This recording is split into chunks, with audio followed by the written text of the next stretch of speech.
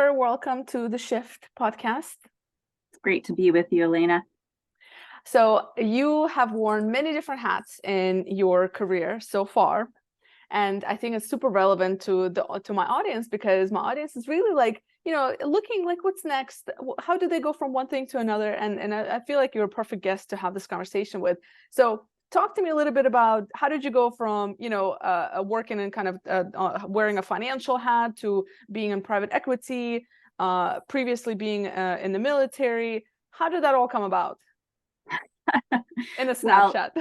Well, like life and careers are always a journey. And I think in various stages, decisions that I've made about changing or shifting or moving have always been about what's next in the future and where I want to add value. But I was in the Army in college, actually. I had an ROTC scholarship. And so that's how I paid for my school. I went to Wharton undergrad. And so that, not only was it my obligation, I was really excited to not only serve, but just do something interesting. I had grown up in a small town in Pennsylvania and,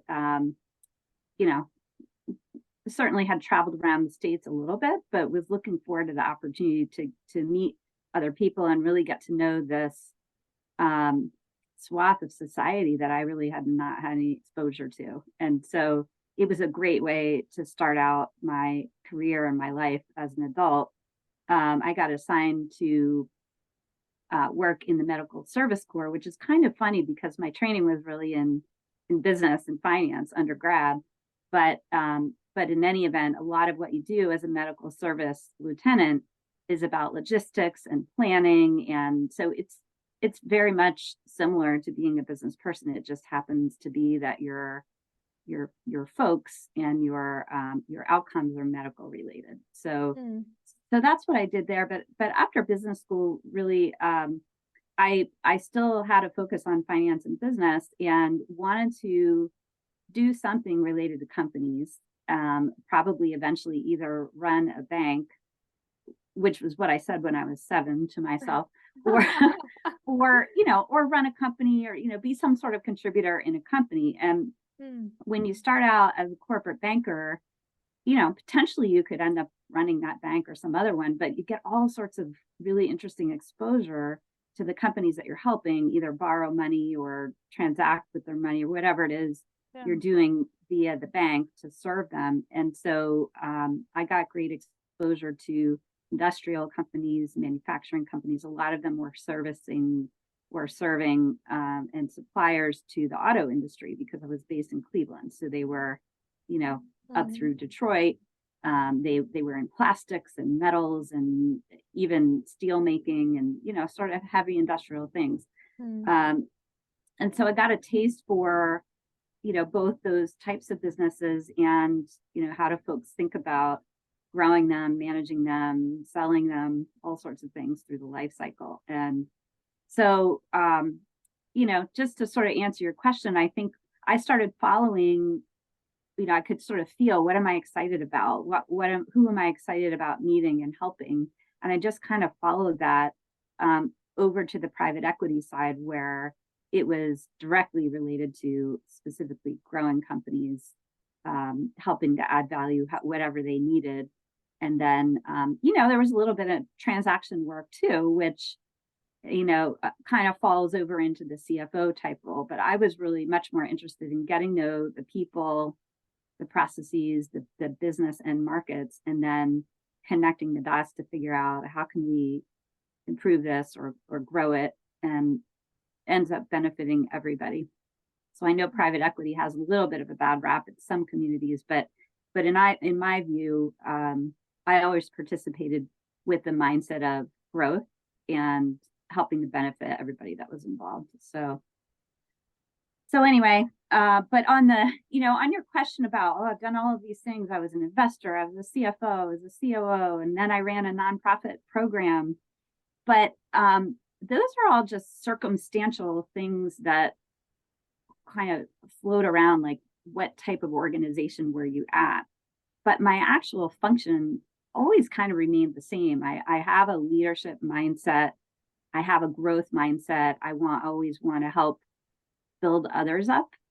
And as a person, I'm a get stuff done kind of person. And so as you start to have a larger team, that has to translate in a different way to helping others, hiring the right people, developing them and helping them, and even asking them, what direction do you think we should head, getting everybody on board, and then giving them what they need to get stuff done. So that's kind of been the through, the thread that has woven through all the way from my Army days until now is, I happen to have this background in education in finance and operations and business, but I've leveraged it to help lots of organizations grow and hopefully along the way, lots of people grow. What's interesting is that you made a very clear distinction with like, it's not just my role, it's what I do. So like the things that you bring to the table, and you're totally correct. Like you can, the leadership, you have this builder mentality, the creator, the putting things together, like the helping companies grow and people grow. It's what you do, and you can do that in so many different roles, right? Yes. And I love that, because a lot of people get stuck in like, well, this is what I do, and they don't see beyond, like, well, actually what you do can be done in so many different capacities, right? So, and I love that. And it's, I see this in like clients I work with, and even companies I work with, and it's like, you're one of the few people that described it so well just now. You're like, well, I've done all these things, but actually it's that was who I am, and I just did it in these different kind of areas. So that's really neat. I think that's a really good point you make. And I think there's nothing wrong with someone all their life saying, I'm a CFO, I've always been a CFO, that's what I want to do. But for me, that's just not what I've been. And I once heard, maybe you've used this with people you work with too, but I once heard this theory of, okay, well, if you need support on something, we're going to figure out who you are, what you want, and how you're going to get it. But in my mind, there's a fourth thing there, which is, how are you going to be? Or what are you like when you do all of those things? And that's the most important thing, I think, is to be consistent, obviously grow and improve, but so that when people know you and work with you, they know what they're going to get when they work with you again. And it's so hard to translate on a LinkedIn profile, or unless you have a long conversation like this, it's hard to demonstrate or send through unless someone really knows you. That's it almost reminds me of this concept, like, who do you need to become, right, to be like, what is that person doing, what are the etc. And then oftentimes people will describe what they're already doing, but they don't realize, like, because they never think about it from that perspective, like, well, I kind of am already this person, but if I the next step would be this. So like, I think it's really, really helpful. And I'm in recruitment a little bit as well, and I can definitely tell you, and just in the world of talent acquisition, sadly, we don't always recognize individuals, because you're absolutely correct. Unless you have a long form conversation and you get to know the individual and how that story comes together, right? Because it's not always translatable on LinkedIn, and a lot of people don't necessarily know how to put all these different things together and make sense out of it. So I do see that can be a challenge. But it's fun, and that's what these conversations are all about, right? No, it's fun, but it's super, super fun. It's just like, you just make me think of like clients I work with, and I'm like, it's all about that story.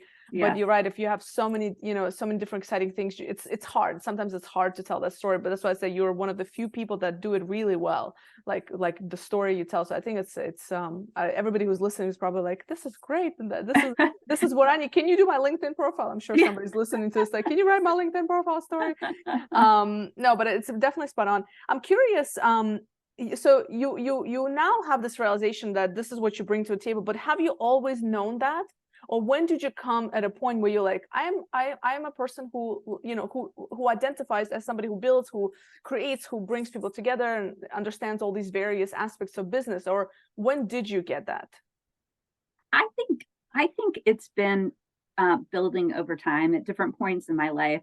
I'm a fairly reflective person anyway. And so at different points in my life, whether it was specifically a school assignment to evaluate who I am, or reflecting on an experience where I think, oh, maybe that wasn't quite the right fit, or maybe that was amazing, and why do I feel so great about it? mean, I'll tell you a couple of times where I can specifically remember contemplating this, though, is in business school, we had a class where everybody had to go through it in small groups. It was a little bit of leadership development, but it was more trying to identify who we are as a person. And we did a 360 feedback from people in various parts of our lives to get input on what they thought, we were like, what were our strengths. And then, we took that input and feedback and combined it with what we thought of ourselves and tried to build a plan for what do we want to see for ourselves in 20 or 25 years, and what do we need to do to get there. So that was kind of, I think, probably my first didactic shot at it. But over time, I really started trying to notice when, as I said, when I felt energized or joyful, and try to do more of that. But then I know you and I have talked about this, but right after, or sort of during COVID, in end of 2020, I stepped down off of a 5-year role at the Aspen Institute, where I built a program which I'm so proud of, and to this day, keep in touch with many people involved with it, and I see all of the great things they're doing. But I was just kind of worn out, and also it was COVID, and so we didn't have the opportunity to get together in person anymore. And I thought, well, this is 5 years is good. But I'm going to step off and take the opportunity to reflect again. And I decided, for various reasons, to take a year-long executive coaching class and learn how to come from coach in various scenarios. And it's not necessarily that I want to be a coach, all of my life, or like that's the only way that I might make income, but more, I think every leader should learn this style of interacting with people, because it's really a magical way to unlock other people's abilities and capabilities that they already have, and be a partner to them, rather than as the leader thinking that you have to do all of the thinking and all of the imagining and all the creating. You don't. The whole point is that you have a team and you need to unlock that for them. And so as part of that training and year-long approach, of course, they led us through our own personal reflection first, so that we could feel what it would be like to be a coaching client. And so I did a whole lot of deep work around, getting input and feedback again around, what do people see when I walk into a room? And I heard things like light and adventure and innovation. And somebody even said front porch. I said, what is that? But they said, you're the kind of person that loves to gather people. And like a welcome. And we always feel so welcome in your presence, whether it's a physical front porch or not. My team started calling me front porch. That's brilliant. Yeah. So, it's been over time through my life, I would say I started to notice that. But I think you start to get comfortable. You don't, not all CFOs or investors have those kinds of characteristics. And in fact, maybe it's really unusual, but you just have to know that you are who you are, and you bring what you bring to the table. Yeah. I think you bring up a good point about reflection. I think that's what, I definitely have struggled with it in my life as well. And I'm sure people listening have too, because we get so busy. And I think when you're in a leadership role in particular, right, it's you're kind of just executing, you have other things to do. And unless you have a practice in your routine and your habits where you do take a pause, it's very difficult to remember those things. And that's why executive coaching really helps, and these kind of, and having a mentor and etc. These things help. And I think that's probably what's been most from what it sounds like the most impactful to you, is because you recognize you're self-reflective by nature, so you recognize those kind of moments. And I'm curious, before you took the executive the year-long coaching course, were you already convinced, right? Because a lot of people take the course and they're like, okay, I'm not sure what to expect, but I'm going to try it. But were you already convinced or about the impact that coaching has on people, or afterwards you're like, okay, you were kind of like really transformed by the experience? Or I'm just curious, because you don't come from a coaching background, but you come from leadership background, which is right. A lot of leaders are coaches, should be at least, right? I'm curious if there was a change in mindset for you. Well, I definitely was skeptical, because sometimes you find it's a little intimidating when you meet somebody and they say, oh, I'm a coach. You automatically like, oh, are they only talking to me because they want to coach me? Or so it's just skeptical of the whole profession in general, right? But what I realized was especially in my Aspen Institute work, I was already coming from coach. I just hadn't been trained in it. And so my curiosity was around, oh gosh, was I doing it right? What did I do? Like, was there anything I did that was actually harmful or I shouldn't have done to help unlock people's power and passions? And so I don't know that I was necessarily transformed, although I definitely had a goal of taking some more risks in my life. I'm certainly not independently wealthy, but I felt like I had the chance now that my kids had graduated and they were stable that, I've always kind of played it fairly safe in my career, but I've got lots of interests in things that I could do. And so I wanted to take a couple risks and explore a little bit more further out of my depths and see how it would go. And the program really helped me with that, thinking through coming from fear versus coming from what you see are possibilities in the future for yourself, and acting that way and acting in a way where you have trust, not blind trust, but you trust that if you bring yourself to the table and you have certain skills, that things are possible. Not all things, but things are possible. And so that I'm not really that religious, but I guess some people might get that from their religious upbringing. And during my year, I think it helped me take some risks that I wouldn't have otherwise. Yeah, it almost adds that spiritual side of things, maybe, right? Because it's a lot of self-reflection, and that's what I feel like every major religion in the world practices some sort of that, or preaches that. I'm curious from your experience, kind of in organizations and helping them grow and help the talent grow. Have you seen, or I guess I'll ask you $1 million question that always comes to my mind, and I don't expect a solid answer, but because you grow organized, so you come from a very finance perspective, right? But we've all seen a shift where prior to maybe 10 years ago, learning and development, investment and management training has not really been that big of a thing. Like there's been ad hoc training and these kind of things, but it's really picked up during the pandemic and post the pandemic, where people started really kind of investing, especially well-being and all that stuff. But still, even though learning and development market is like $300+ billion a year globally, right? But still, it's the first budget. By the way, I don't know who's spending that kind of money out there, but it's still the first budget that gets cut when things go sour, right? Whether it's downturn of the economy or uncertain times, but it's actually needed the most.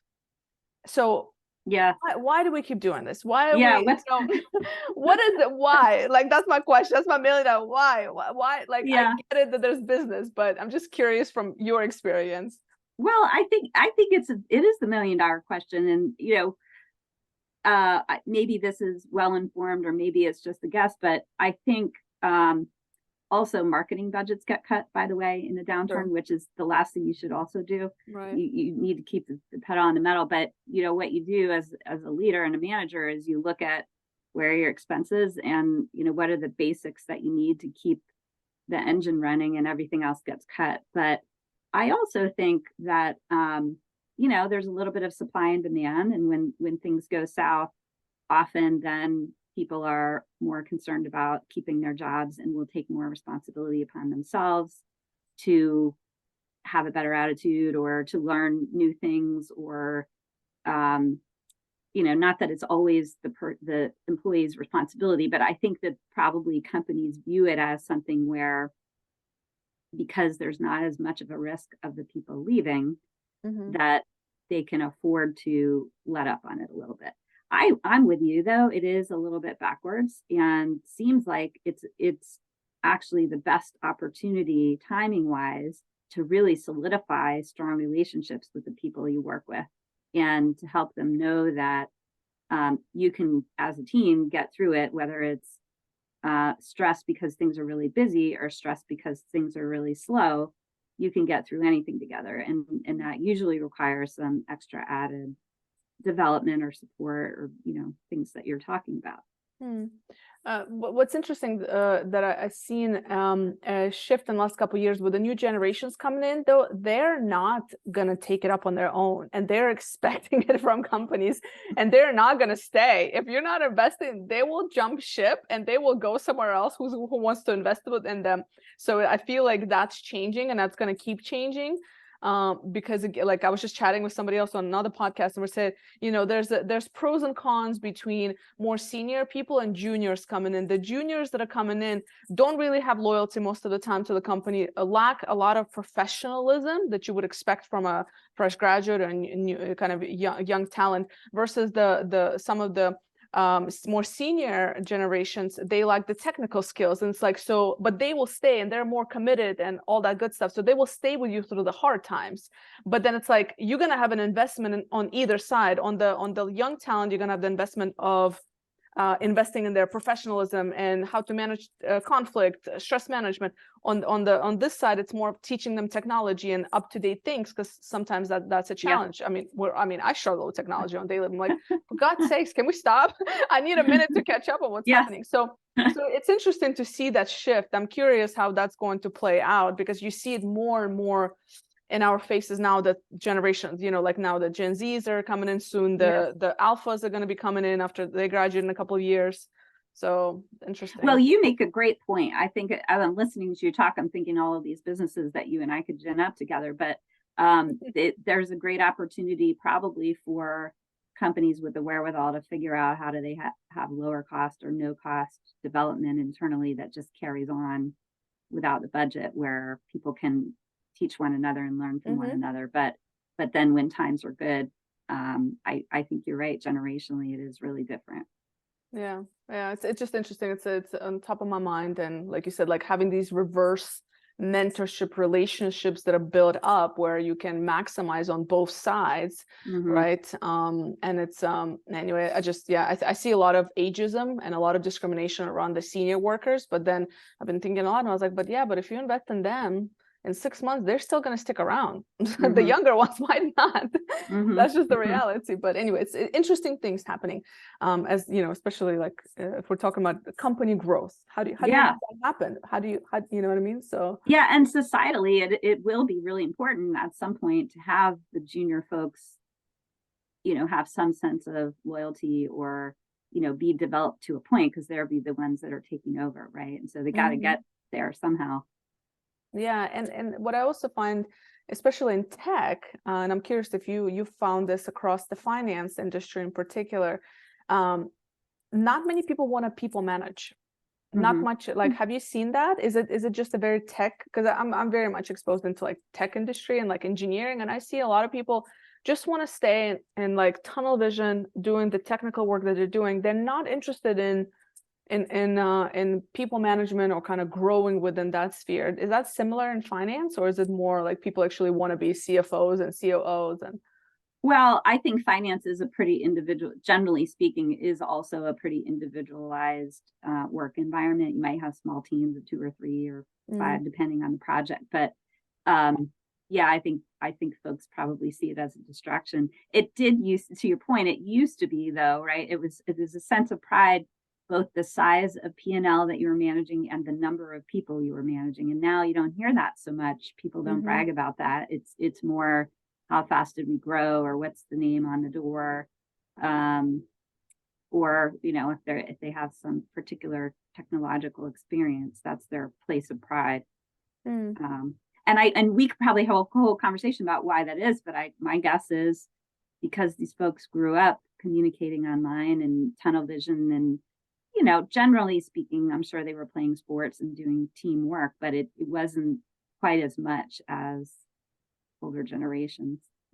Yeah, probably. All interesting stuff.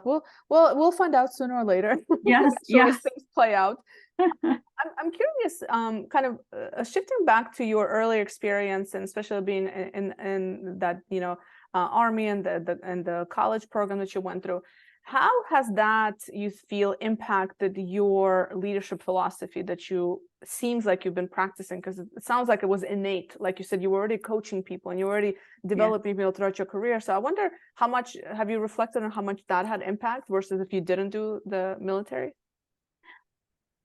Well, I think there are some misnomers about people who come out of the military and their leadership styles. It's not all command and control or do what I say or do push-ups, you know.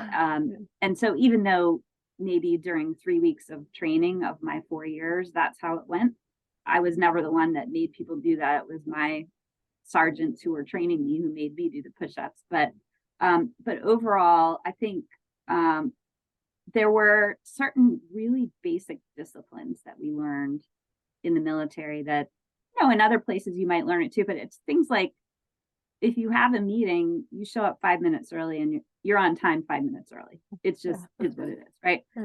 Or you always bring pen and paper with you. Or when you have an event or you do a project, you always come together as a team afterwards and do an after action review or whatever you want to call it, but look back on how it went, and without pointing fingers or placing blame, everybody gets a say on what went well, what didn't go well, what would we want to change next time. These are very basic, simple disciplines, but if you do these things, and there are, you know, maybe 50 others, if you do these things throughout your life, everywhere you are, you have a much better chance of constantly improving, making people feel included, rewarding people for innovation and for speaking up.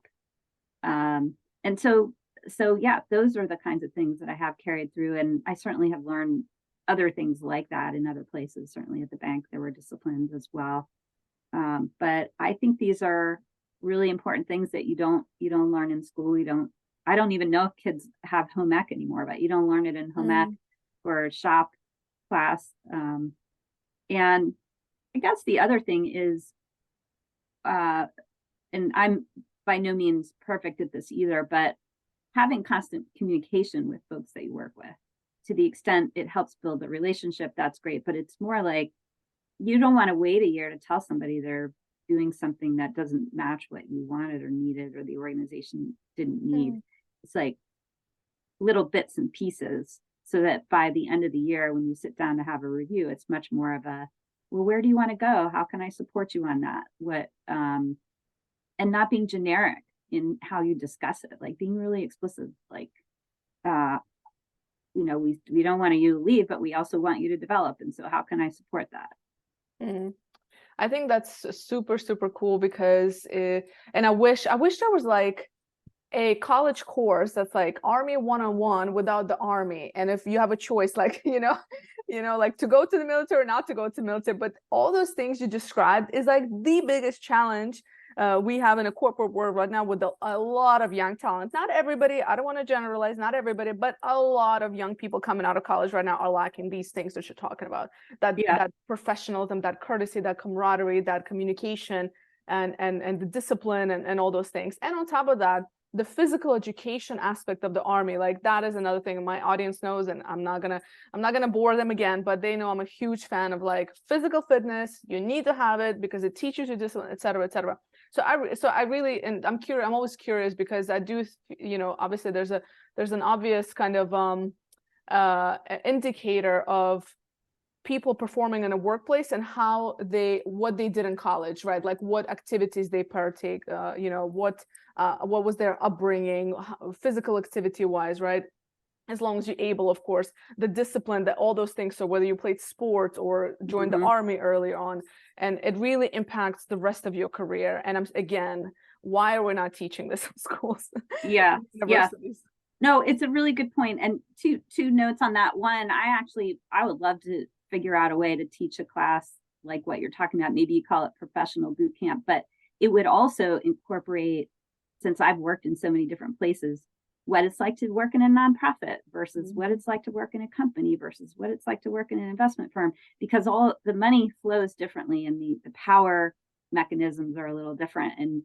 And it's something worth reflecting on, who you are versus the type of organization you work in before you jump into it. And they're not going to know until they try it, unless they learn basics. And the other thing I was going to say is there was, I think it was a Harvard Business Review article, but I could be wrong. There was something written called The Corporate Athlete, maybe 15 years ago, and it addresses the need for people who work in companies or, organizations who aren't necessarily world-class athletes also need to be running a marathon rather than doing the sprint, and taking care of their spiritual health, their mental health, their physical health, and, working in spurts and having rests. And that's the whole point of having vacations, but also having, regular, like taking actual weekends so that you have time to reflect and recharge and come up with those creative ideas rather than just execute. So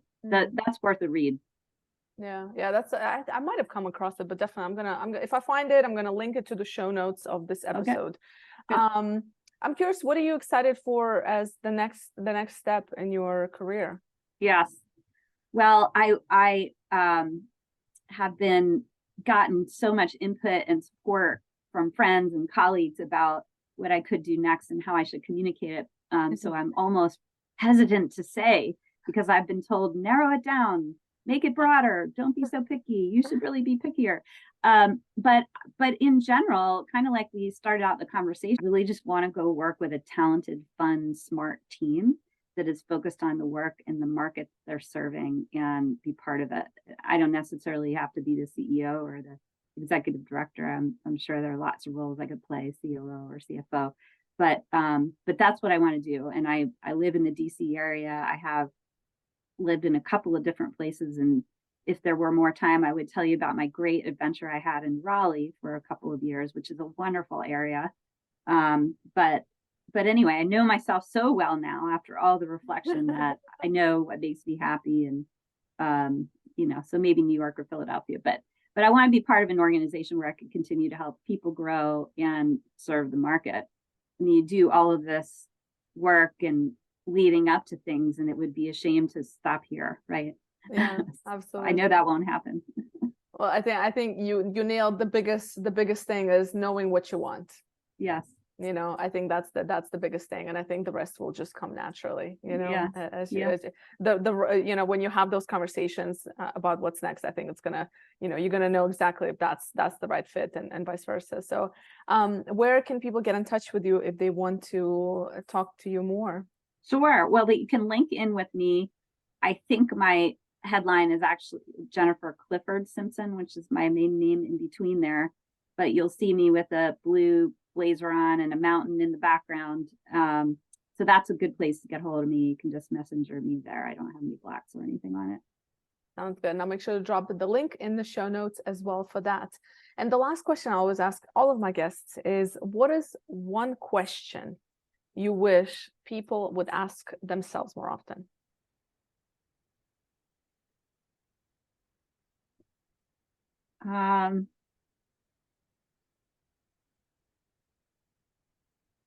I wish they would ask themselves, what does the audience need from me? I think often, even in book clubs and just generic conversations, you find people constantly worried about what they're going to say next, what they want to say, what they want to get out on the table, without scanning the room to understand what's going on with everybody else. And I think in a business setting, you should always be thinking about your audience and what they might have come to hear. You don't have to say exactly what they want to hear, but creating your message around that, or in a setting where you're trying to create relationships, really be a good partner for what someone else wants, which is what is going to help you bond.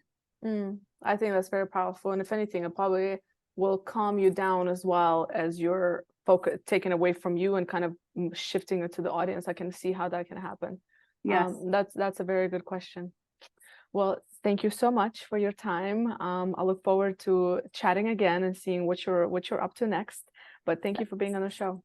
Thank you, Elena. And you are a light and a catalyst, and I want to thank you for inviting me to do this. So have a great afternoon.